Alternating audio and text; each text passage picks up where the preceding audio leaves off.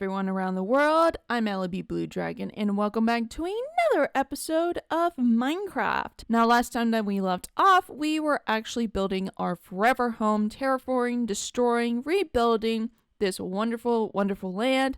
And alongside, we were actually talking about Pneumonia, which was the most amazing movie I've ever seen. But speaking of good ones, there is actually one movie in particular that I actually do appreciate that DreamWorks decides to abandon, which I'm really sad that there is some really good DreamWorks movies and they just decided to just hide them and just let the most popular ones out, like Kung Fu Panda, which honestly I have no hard feelings for it or anything, but it's just that Disney actually shows all the characters with all the movies and appreciates them and doesn't hide them forever. But then for DreamWorks, however, they just only care about the ones that makes the biggest money, which I'm really upset about that. But there's one movie in particular that I will be talking about. And not only that, there's also a series about it as well, which a lot of people are very much surprised that there was a series about this and there was little marketing, And I wonder why. Must be more focused on something else. I wonder why. Which the movie that I will be talking about and also the series I will be talking about is Abominable and the Abominable and the Invisible City. I know, pretty crazy, right? So let me tell you how this movie started and how it became a series. So Abominable, it was a show released on September 27 of 2019. Now, what really got me interested about this movie was that this movie was actually helped by the people who made How to Train Your Dragon, which actually drew me to actually watching this movie. Now, this movie is a 82% on Rotten Tomatoes, which that's not bad. It's not 40 or something, and it is a 7 out of 10 for most people and has a rating of almost a full star. So this movie is actually good. Not gonna lie. And the person that actually directed this movie is Jill Colton, and I was really surprised when I actually saw some of her films that she actually made. She was actually the one that actually directed Open Season 1 and 2. And let me tell you, I loved Open Season 1 and 2. I loved it so much. And some of the other ones too. So she actually directed this movie. And this movie had a budget of $75 million. And with a box office of $188.7 million. So it just hit it straight out of the ballpark. They really did a really good job with this movie in particular. So let me tell you a little summary about this movie. So this movie takes place in China, where a research facility captured a Yeti, a big, flippable, adorable Yeti. And it escaped, and it's on the run. And he stumbled upon a girl named Yi, a girl that just was going by her day, trying to work hard, earn some money, and try to actually explore some of the areas that her father wanted to actually explore before he passed.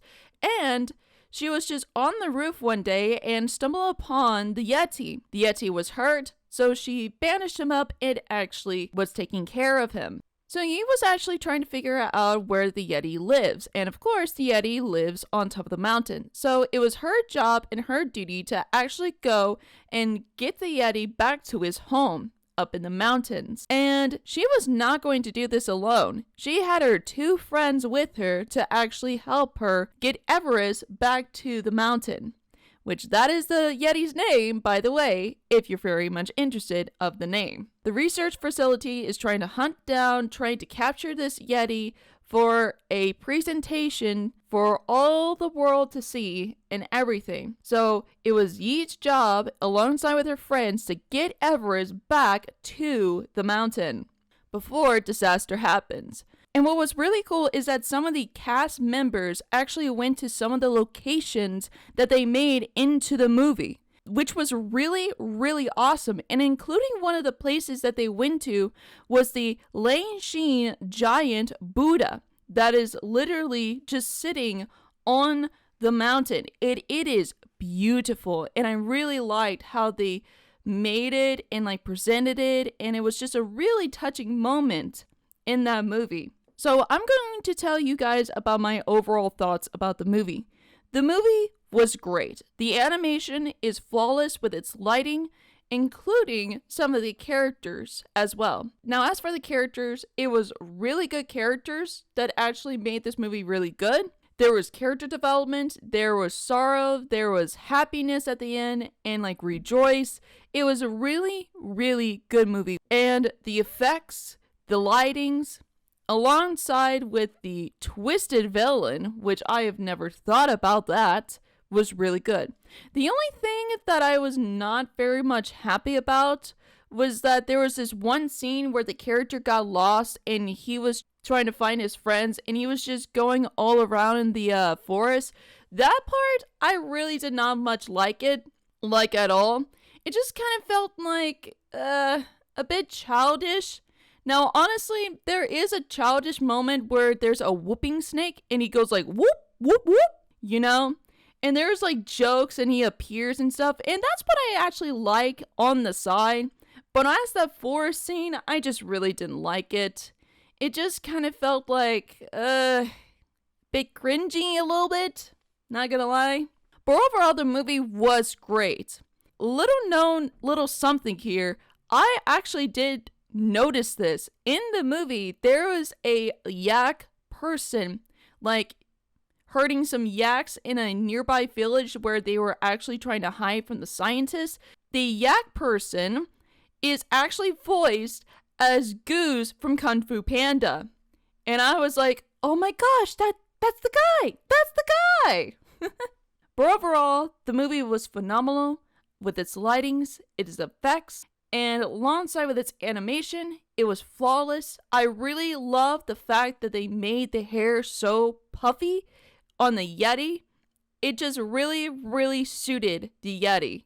I'm really glad that they actually made the fur so fluffy and poofy as he is. Which honestly, great job with this movie. So, as years pass by, in 2022, on October the 5th, they released a series about Abominable. Now, I literally thought at first that this was going to be a horrible abomination, just like How to Train Your Dragon, The 9 Realms. I thought it was going to be bad, terrible, and I was like, you know what?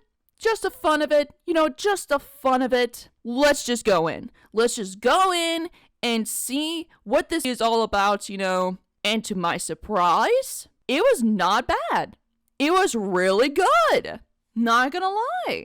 And besides, they actually made a 7 out of 10, and a lot of people actually liked it. Now, some of the cast members were not actually on the series or on the show, but some of the ones that were important and actually part of the series was actually in it. So there is at least not 1 but 2 seasons of this. I'm not sure if they're going to make a season 3, but I think these 2 seasons overall are really good.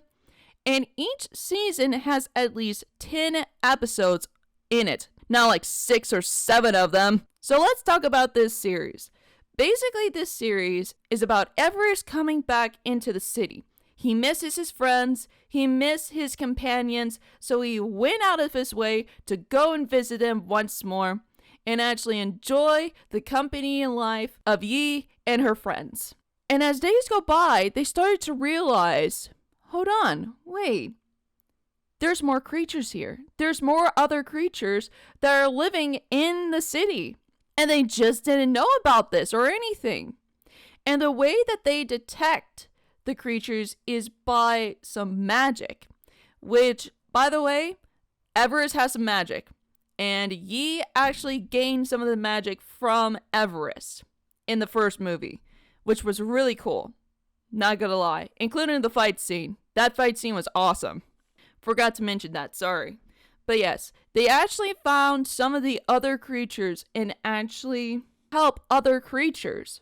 And as days go by, they actually discover more creatures and help them as well. But then I started to realize something. I started to realize on one episode in particular of season 1, episode 4 of Ping versus Ping.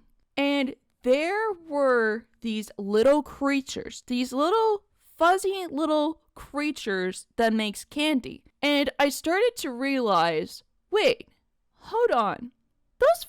Those little creatures actually remind me of something. So I actually looked it up, and they actually remind me of the little creatures from My Neighbor Totoro and Spirited Away, which they are called Susu Watara. I hope I'm saying that right. But these are these little creatures, and then I started to realize, wait, hold the phone. Are these like real fairy tale creatures? Because the way on how they discover some of these creatures is by the storybook that you would actually listen to when she was little, and she knows about these stories. So I was like looking up some of these stories, and oh my gosh, they are all true. From the koi fish to the bird to these little fur balls, they are all true. Because here's the Chinese legend about the koi. It says that they're strong, that they are so strong they can swim upstream and even up to the top of a waterfall. And in that episode, in one of those episodes, the koi was actually stuck because the sewer door was actually closed. And I was just so astonished. These are actually real life folklore stories. And like, they actually researched this stuff. They actually made this accurate. And it kind of reminded me of this series, that there was all kinds of information, and they just, they didn't do it accurate. I wonder what that series is called. I wonder what series is it called. Also, I do want to point out that last year in 2020, Abominable and the Invisible City actually won an Emmy Award of Best Animated Television Productions for Children. It's actually really great. It's actually really great that they actually give this award out other than some like other series that's also very much bad. It's really cool that they actually learned a lot of folklore in the Chinese myth and actually applied that into the show. And it was like really cool, not gonna lie. There was actually some creatures I did not actually know that actually existed, which I was really surprised by that. Now, what are my overall thoughts about the series? I will say it is very mysterious at some points, but overall the series was actually great by its story, by its development. The animation is pretty good, not gonna lie. It was not as great as the movie, but it was good as it is. But it was pretty much good overall. Now, as for character development, there was a lot of character development in this series. And there was not one single character development that was like, okay, I'm going to do this, and then the next episode they did the exact same thing that they were told not to do. But overall, it was really a really good series. I don't know if they're going to make another series. I think season 1 and season 2 are pretty much good, and the way that they ended it was pretty good. I don't know if they're going to continue more of it, but however, if they do make another season of it, I will actually talk about that season. Overall, Abominable, the movie and the series, is actually a pretty good show. I was really surprised that so many people were not actually reviewing this movie, given by the fact that this movie was very much hidden. I didn't know that it existed until I was just looking on Hulu one day and just stumbled upon it. There was like no commercial, no advertisement that Abominable, this movie, had with the Swish rolls, which honestly I bought those and now I'm addicted to them. Ever since that day when I saw Abominable on the Swish rolls, I am just like immediately in love with it. But yes, it was really surprising that there was no advertisement of this series. And they actually focused more advertisements on the How to Train Your Dragon series rather than Abominable. There was at least like 1 or 2 trailers for it on Instagram and nowhere else. It was really, really surprising about this. But obviously, trust me, please go watch Abominable and the series. I highly recommend it. It is a really good show, and trust me, it is a way better show than the 9 Realms. Trust me on this. It will make you at least more unenraged as the 9 Realms rather than this series. This series is very peaceful, it's very adventurous, it's like adorable, it's like very, very, very amazing. I highly recommend you guys go and watch this movie. 10 out of 10. And on that note, I'm really sorry to say this, but I'm probably going to have to end it here. Thank you guys so much for watching, and leave a like, comment, and subscribe if you're new. And I hope you guys have a wonderful morning, evening, afternoon, wherever you are in this world. Hope you guys have a wonderful day, and I will see y'all later. Bye!